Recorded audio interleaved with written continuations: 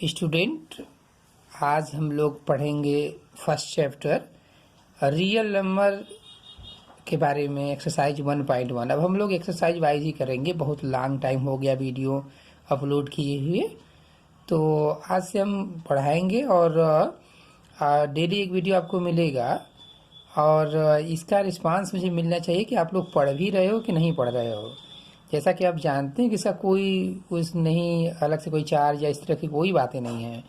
तो आप लोग पढ़िए और नहीं समझ में आए तो उसे जो है कमेंट बॉक्स में लिखिए, हम उसको समझाने की पूरी कोशिश करेंगे। तो हम लोग आज पढ़ रहे हैं एक्सरसाइज 1.1 रियल नंबर का। Use Euclid division algorithm to find the HCF of 135 and 225। तो ये एचसीएफ आप बहुत तो पहले से फाइंड करना जानते हैं, ये डिवीजन मेथड है आपका, लेकिन यहाँ क्लास 10th में इसको जो है यूक्लिड डिवीजन एल्गोरिथम कहते हैं। तब भी था, बट आपको थ्योरम के बारे में इतना ज़्यादा नहीं बताया जाता था।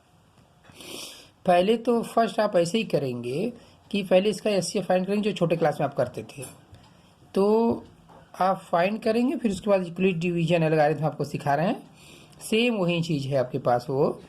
तो आप क्या करेंगे, इसमें से बड़ा नंबर एक जो ये है, इसको हम लोग यहाँ लिखते हैं, इसको ए बोलते हैं। इधर हम लिख के आपको दिखा भी देते हैं कि a equal to 225 b equal to और 135। अभी जब चलेंगे आपके पास नीचे जब यूक्लिड डिवीजन लगाएंगे तो ए और बी का मतलब आपको बताएंगे और थ्योरम बताएंगे। एक क्वेश्चन में पहले आप देखिए ताकि आप कुछ समझ पाए। 225 135 सिंपल डिवाइड पहले करिए इसका। तो आप देख रहे हैं कि 2 टाइम्स तो जा नहीं सकता, 1 टाइम्स जाएगा। तो ये 1 टाइम्स आप ऐसे करके यहाँ कर लीजिए और 135 हो गया यहाँ पर। इसके बाद आप माइनस कर लो, माइनस करोगे तो ये 0 आएगा और यहाँ आपके पास 12 में से 3 जाएगा, कितना बचेगा आपके पास 90 हो जाएगा। तो यानी कि आपके पास 90 बचा। फिर ये ऐसे कर देंगे, आप पहले से भी जानते हो, फिर भी यहाँ आपने 90 कर लिया और 225 ये आप लिख रहे हैं और 135। अब इसके बाद ये वाला लिखा जाता है 135 ये जिसे डिवाइड कर रहे थे आप पहले। तो आप देखिए 90 जो 180 होता था, 2 बार तो नहीं जा सकता, तो 1 टाइम्स आएगा तो 90 आ जाएगा, 90 1 जा 90। तो ये जब माइनस करेंगे यहाँ पर आप देखिए तो ये 5 आएगा और 13 में से 5 जाएगा तो 4 आएगा।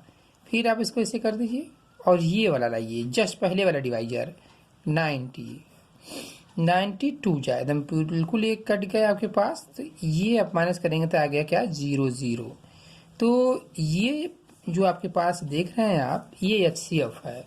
बट अभी हम बात कर रहे थे से आपसे कि आप ए बी के बारे में हम बात कर रहे थे कि ये ए है, बड़े वाले को ये बोलेंगे, छोटे वाले को बी बोलेंगे। तो हम लोग यहाँ लिखते हैं यूजिंग यूक्लिड डिवीजन एल्गोरिथम। तो डिवीजन एल्गोरिथम होता क्या है, आप बहुत पहले से जानते हैं कि dividend is equal to divisor into question plus remainder, वही है ये। तो यूक्लिड इसको हम लोग कहते हैं A is equal to B Q plus R, where R जो आर होता है, where R is greater than equal to 0 और लेस देन बी, यानी जिससे आप डिवाइड करते हैं उससे हमेशा रिमाइंडर छोटा होता है, यानी डिवाइजर से छोटा होता है, और 0 हो सकता है रिमाइंडर या 0 से बड़ा हो सकता है। तो इस तरह से आपके पास ये यूक्लिड डिवीजन एल्गोरिथम है। ये सीधी सी वही पुरानी बात आपके छोटे क्लास वाली है कि dividend is equal to divisor into quotient plus remainder, बस एक नया फॉर्म दे दिया गया क्योंकि आप बड़े हो चुके हैं। तो आप देखेंगे कि ये आपके पास जो होगा ये a equal to B Q plus R, इतना इसमें आप लिखने की कोशिश करेंगे बस। तो आपको क्या लिखना होता है कि ए मान लीजिए बीच वाला, फिर बी का मतलब ये और क्यू का मतलब ये और रिमाइंडर ये, हर एक स्टेप आप लिखेंगे। देखिए इस तरह से फर्स्ट स्टेप यहाँ से लेंगे आप। तो यूजिंग में आप ये लिख चुके हैं ए इज इक्वल टू, तो ए आपके पास जो है 225 होगा, मिडिल वाला जिसे आप लोग जो है 225, ये 225 हो गया equal to 135 into quotient 1 plus remainder R देखना है, तो यही वाला आर लिखना है आपको 90। नेक्स्ट स्टेप में जाएंगे, ये आपके पास फर्स्ट स्टेप रहा यस 1। इसके बाद ये सेकेंड स्टेप आएगा, ये this is the yes 2। Second step में आपको ये बीच वाला लिखना बता रहे हमेशा वही काम करना, बीच वाला फिर ये फिर रिमाइंडर। तो बीच वाले का मतलब होगा कि 135 यहाँ रहेगा ही रहेगा। देखिए 135 इक्वल टू फिर ये जिसे आप डिवाइड किए हैं सेकेंड टाइम में, फिर इसका क्वोशिएंट और प्लस इसका रिमाइंडर कितना है यहाँ पर 45, ये हो गया। फिर ये थर्ड स्टेप पर आप जाएंगे यस 3 पर। यस 3 पर जाएंगे तो आपके पास 90 मिडिल में है, यानी कि ये डिविडेंड, फिर इसके बाद इसका डिवाइजर, करेस्पॉन्डिंग डिवाइजर लेना है आपको। यहाँ क्वेश्चन 2 हो गया, प्लस यहाँ रिमाइंडर आपके पास कितना है, क्या 0 हो गया। अगर ये 0 हो गया तो लास्ट डिवाइजर ये क्या होता है, HCF हो गया।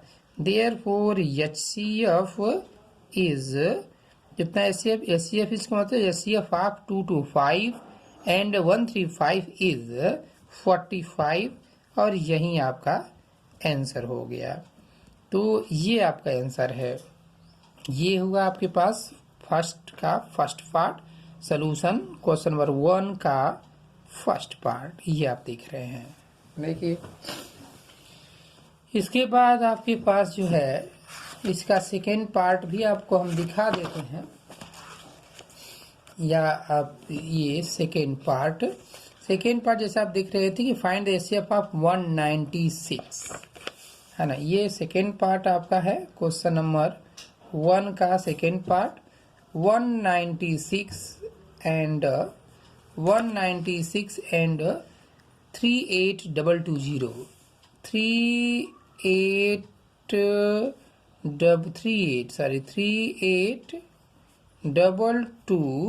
और एक था आपके पास 0, 3822 तो आप क्या करेंगे, फिर वही काम, फिर a इक्वल टू समथिंग आप जान चुके हैं कि बड़े वाले को इसको क्या बोलेंगे, a बोलेंगे, छोटे वाले को आप b बोलेंगे। तो आप डिवाइड करना शुरू करेंगे, बिना डिवाइड मत करिए, कुछ गाइड्स में इस तरह से दिया है आपके पास, तो कि वो क्या करते हैं डायरेक्ट फार्मूला लगाते हैं। जो आप इम्पॉसिबल है ना तो बोर्ड उस पर नंबर देगा आपको, जैसे बता रहे वैसे करिए, फिर बाद में इक्वल डिवीजन भी लगा दीजिए। 196 ये देखिए, अब इसमें डिवाइड करने का आप जानते हैं कि 3, इसमें 3 नंबर थे, 3 नंबर लेंगे, डिवाइड आप अच्छी तरह से जानते हैं, फिर भी आप देखिए 1 टाइम्स जाएगा 196 बचा आपके पास, माइनस कर दोगे आप 12 में से 6 जाएगा 6 बचेगा, 7 में से फिर 17 हो जाएगा, 17 में से अगर 9 जाएगा तो कितना बचेगा आपके पास 8 बच जाएगा, और यहाँ बचा 2 में से 1 जाएगा तो 1 बच जाएगा। फिर यहाँ से एक आप नंबर ला दीजिए, यहाँ पर ये नंबर आपके पास 2 हो गया। आप आइडिया लगा लीजिए कि कितने टाइम्स जाना चाहिए है। तो ये अप्रॉक्सीमेटली 9 बार जा सकता है, क्योंकि ये एक डिजिट इसका छुपा लीजिए, एक डिजिट इसका, तो 9 टाइम्स चला जाना चाहिए। चेक कर लेते हैं, 9 टाइम जाएगा 9, तो ये 9 होगा तो 9 6 जा 54, 9 6 जा 54, 9 9 जा 81, 81 और 5 6 हो जाएगा, 81 और 5 86 का 6, और 9 1 जा 9 और 8, 9 और 8 कितना हो जाता है आपके पास, 9 और 8 17 हो गया। यहाँ माइनस कर लेंगे आप, यहाँ माइनस करेंगे तो 12 में से 4 जाएगा तो 8 हो जाएगा, फिर 15 में से आप माइनस कर दीजिए 6, तो कितना हो जाएगा आपके पास 9 हो जाएगा, 15 में से 6 जाएगा तो 9 हो जाएगा, और फिर एक कैंसिल आउट हो गया। फिर यहाँ पर अभी भी एक नंबर बचा है, आप पीछे सोच रहे हैं पीछे वाला तो एक ही बार में हो गया था, कट गया था, लेकिन यहाँ नंबर बचे हुए हैं तो आपको करना पड़ेगा। तो यहाँ आपके पास जो है क्या आ जाएगा, 0 आ जाएगा। अब इसके बाद देखिए कि क्या ये 5 टाइम्स जा सकता है। तो 5 टाइम्स अगर आप ले जाते हैं तो 5 6 जा 30, और 5 9 जा 45 और 3 ये 48 हो गया, और 5 1 जा 5 और ये 4 9 हो गया। तो ये आपके पास करेंगे तो ये 0 0 0 रिमाइंडर आ गया आपके पास, और 0 0 रिमाइंडर आ गया तो आपके पास जो है लास्ट डिवाइजर, यहाँ first divisor is the last divisor, एक ही स्टेप में आपका काम बन जाना है। तो कितना आसानी से आ गया। अगर यहाँ नंबर न होता तो फिर आगे बढ़ाते जाते बढ़ाते जाते, लेकिन एक ही स्टेप हमने लिए, एक ही बार डिवाइड किया और एक ही बार में आ गया। तो अब हम लोग यहाँ लिखेंगे using Euclid division algorithm, using Euclid division algorithm. अब आप कहेंगे, आप जानते हैं कि a is equal to B Q plus R where r is greater than equal to 0 less than b, यानी डिवाइस छोटा और 0 से बड़ा है, 0 के बराबर हो सकता है।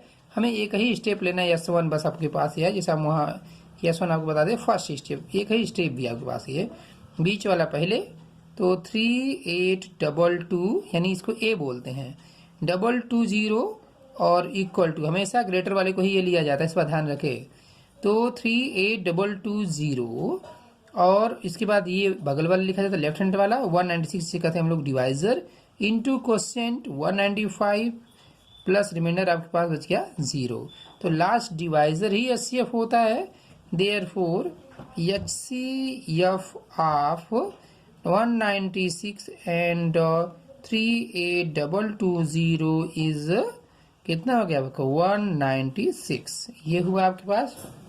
और इसके बाद आप जो है सेकेंड क्वेश्चन आप करेंगे और थर्ड पार्ट आपके लिए होमवर्क होगा, खुद करिए, नहीं आता है तो पूछेंगे तो हम बता देंगे। इसके बाद आप आ जाइए सेकेंड नंबर क्वेश्चन पर। सेकेंड नंबर क्वेश्चन पर आप आ जाइए, आप विजुअलिटी देख लीजिए ध्यान से, आपको दिख रहा है क्वेश्चन लिखा, so that any positive odd integer is of the form of 6q plus 1 6q plus 3 और 6q plus 5 where q is a some integer. आपको बता दें कि ये एनसीईआरटी का पहले चैप्टर का पहला एक्सरसाइज ही मेहनत वाला है, बाकी सब एनसीईआरटी इजी है, इसलिए बहुत ही केयरफुल होकर पढ़िए, क्योंकि इसके सभी एक्सरसाइज के पहले क्वेश्चन में ही दम है, पहले एक्सरसाइज में ही है जो 5 क्वेश्चन है, और उसमें से इस साल बोर्ड में एक बार आपके पास 21 में जरूर पूछा जाएगा, तो इसलिए इस बात को ध्यान में आप रखिए। ये देखिए कह रहा है कि सो that any positive odd integer, वो ऑड इंटीजर होना चाहिए। जैसा कि आप जानते हैं कि ऑड इंटीजर जो होते हैं वो not divisible by 2 is of the form of 6u plus 1 6u plus 3 or 6u plus 5 where q is a sum integer। कहता है सम इंटीजर यानी कुछ भी हो सकता है, कोई गारंटी नहीं है कि एक बार q की वैल्यू अगर 6 हो गई तो 6 रहेगी, 8 हो गई 8 हो गई, 100 हो गई तो 100 हो गई, ऐसा कुछ भी नहीं है, कुछ भी बदल सकता है। इसलिए ध्यान से देखिए आप, इसको हम कंपेयर करेंगे, जब यहाँ सॉल्व करेंगे तो इसको हम कंपेयर करेंगे यूक्लिड डिवीजन एल्गोरिथम में। आपके पास जो भी दिया है वो देखिए, यहाँ पर हम जानते हैं a इज इक्वल टू आपके पास 6q प्लस 1 दिया है कि a अननोन है, इसलिए मैंने लिख दिया। और ध्यान से देखिए, तो इसके लिए जो पॉसिबल रिमाइंडर होंगे, रिमाइंडर जो हम लोग कहते हैं, देखिए ये हो गया आपके पास जो गिवन है ना, कभी 6q प्लस 1 होगा तो 6q प्लस 3 भी होगा, 6q प्लस 5 होगा, क्योंकि ये जो r की value here r is equal to, r की वैल्यू कहते हैं ना कि आप थियरम के अकॉर्डिंग अभी पढ़े थे कि r is greater than is equal to 0 and less than b। b का मतलब दिस इज द b, यही b है 6q प्लस 1, वहां पढ़ रहे थे 6q, वहां पढ़ रहे थे आप bq प्लस r, कंपेयर करिए तो आप क्या पढ़ रहे थे bq प्लस r। देखिए a is equal to bq plus r, यही आप इक्वल डिवीजन लगाए पढ़ रहे हैं।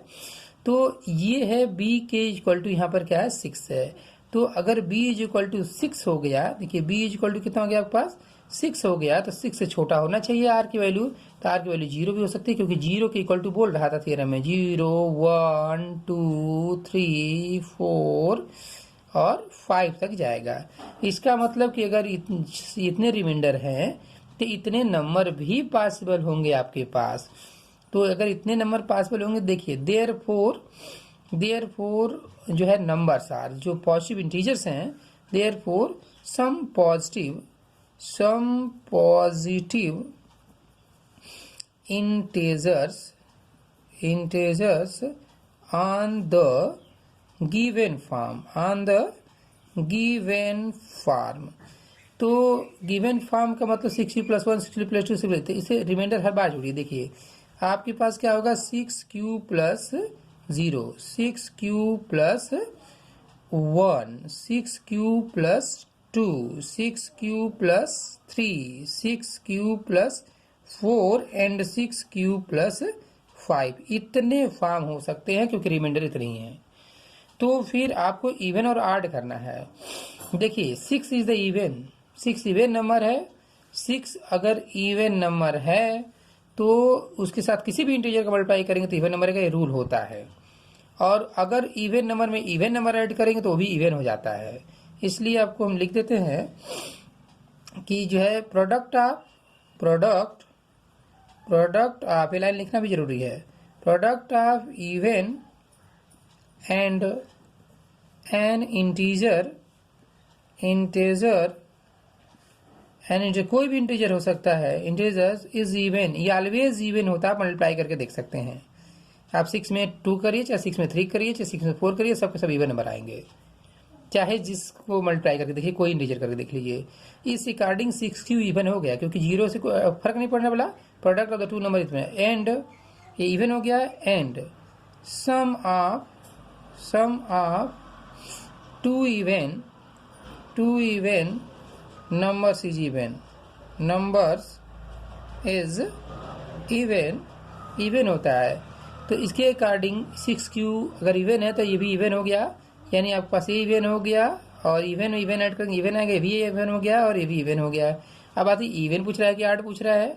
आप क्वेश्चन में देखिए ऑड पूछ रहा है। तो अगर ये इवन हो गए तो बाकी बचे रिमेनिंग नंबर क्या हो गए, ऑड हो गए। ये जो बचे हैं ये क्या हो गए, ऑड हो गए। समझ रहे बात को। आप स्टेटमेंट बदल भी सकते हैं कि product of the even and an in integer is the even and sum of the two even के बजाय आप लिख सकते हैं sum of the one odd, one even. यहाँ आप चाहें तो बदल लें क्योंकि ऑड क्वेश्चन पूछ रहा है। One even number and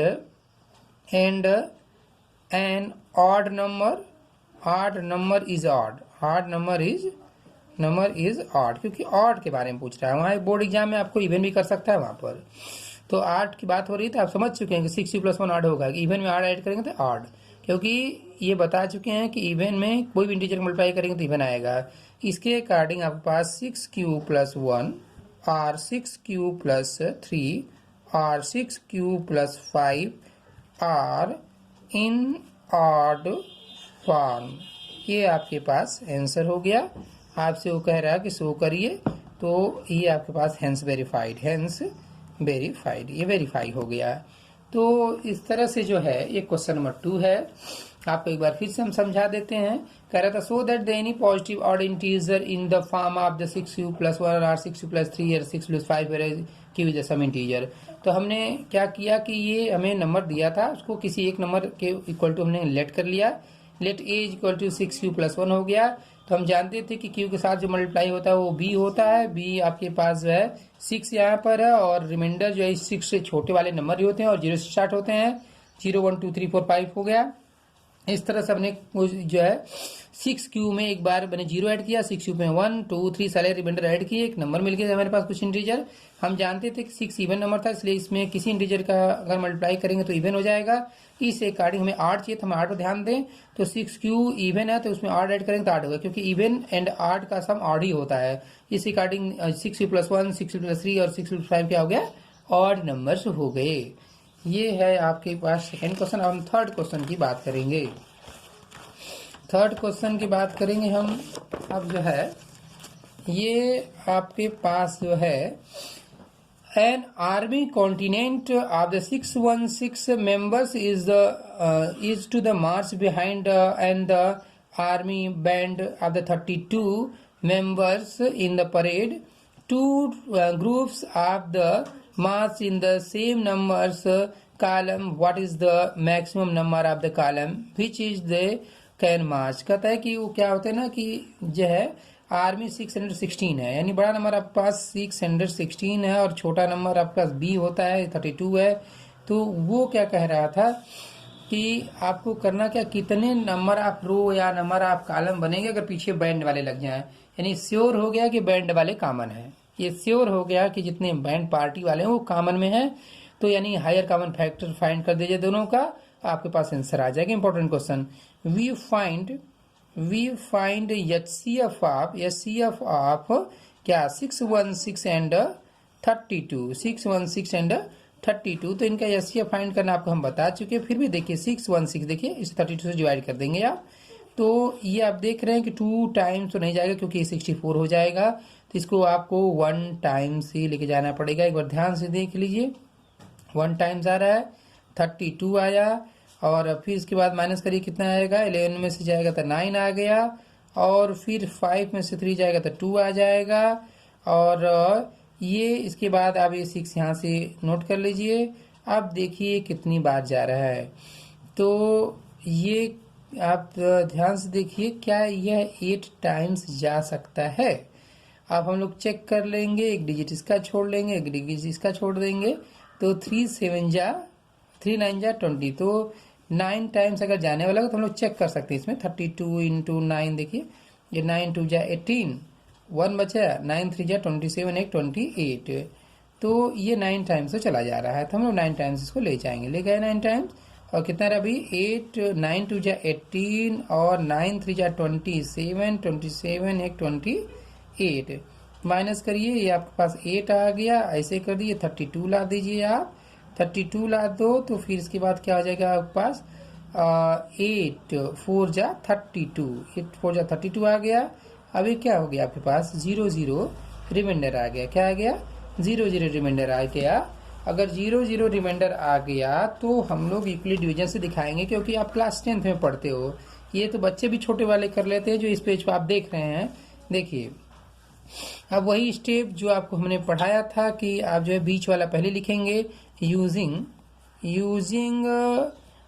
Euclid division algorithm. आप जानते हैं कि A equal to B Q plus क्या होता है आपके पास R होता है, where R is greater than equal to less than 0, बार बार लिखना चाहिए, कुछ समय हम नहीं लिखे हैं, तो आप 616 लिख लेंगे कि बड़ा नंबर उसमें दिया था आपके पास, प्रीवियस पेज पे बताए थे आपको। फिर ये 32 हो गया, क्वेश्चन 19 आया था, रिमाइंडर आपके पास आ गया था 8। ये फर्स्ट स्टेप वाली बात हो गई।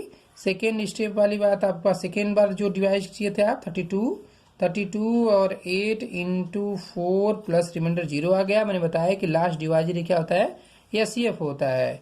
देयरफॉर जो है HCF of 616 and 32 is 8। Therefore required column जो हम लोगों से पूछ रहा है कितने कॉलम बनेंगे, रिक्वायर्ड जो भी कॉलम बनेंगे आपके पास, कॉलम्स जो बनेंगे एज आर 8, कितने बनेंगे 8 बनेंगे। ये आपके पास जो है क्या हो जाएगा, आंसर हो जाएगा। तो इस तरह से आपको और भी बता दें डिटेल में कि क्यों ऐसा हम लोग कर रहे हैं कि HCF फाइंड कर रहे हैं। देखिए ये आर्मी कॉन्टिनेंट और बैंड पार्टी वाले कम थे, तो इनमें एक नंबर ऑफ कॉलम तो कम ही बनेंगे ना, जैसे प्रेयर में आप खड़े होते हैं तो जितने स्टूडेंट और कुछ टीचर उसमें होते हैं, तो जो है कम से कम कितने कॉलम बन सकते हैं, तो लाइन्स नंबर ऑफ स्टूडेंट बराबर नहीं बन सकती। अगर आपके स्कूल में 1000 बच्चे हैं तो 1000 लाइन में खड़े तो नहीं होंगे आप, तो कुछ लाइन कम बना के होगा। हर में एक आपको बैंड पार्टी वाला पीछे चाहिए था, इसलिए आप जो है कम से कम मतलब चारों तरफ से चाहिए था। ये नहीं कि 32 हैं तो एक तरफ खड़े होकर बैंड पार्टी वाले, नहीं, जिधर टर्न लें चारों तरफ से खड़े रहें घेर के उनको। तो इस तरह से जो है आपके पास थर्ड क्वेश्चन होगा। और आज की वीडियो लंबी हो रही है इसलिए हम यहीं छोड़ते हैं। वैसे भी जो है नेक्स्ट पीरियड में यानी सेकेंड लेक्चर में आप लोग ये भी समझ लीजिए कि ये फर्स्ट लेक्चर है। आप हमेशा आपका इस तरह चलता रहेगा क्लास, तो आप पढ़ते रहिए अच्छे से। और फर्स्ट लेक्चर देखिए तो सेकेंड लेक्चर देखिए। अब ये चैप्टर में कम से कम 10 लेक्चर हो सकते हैं, तभी तो खत्म हो पाएगा पूरा, एक एक करके पूरी NCERT का सोल्यूशन हम बताएंगे। और आप जो नहीं समझ में आए वो कमेंट बॉक्स में लिखिए, और चैनल सबको सब्सक्राइब करने के लिए बोलिए, ताकि सब ज़्यादा से ज़्यादा बच्चे जो है इसको सब्सक्राइब करें और लाइक करें और जाने कि मतलब उनको क्या पढ़ना कैसे पढ़ना। क्लास रेगुलर ही आपकी चलती रहेगी और ये वीडियो लंबी होती जाएगी, 25 मिनट 30 मिनट आधे घंटे की क्लास आपकी चलती रहेगी, क्योंकि मैथ तभी समझ में आएगी जब आप पूरा पढ़ोगे। Thank you.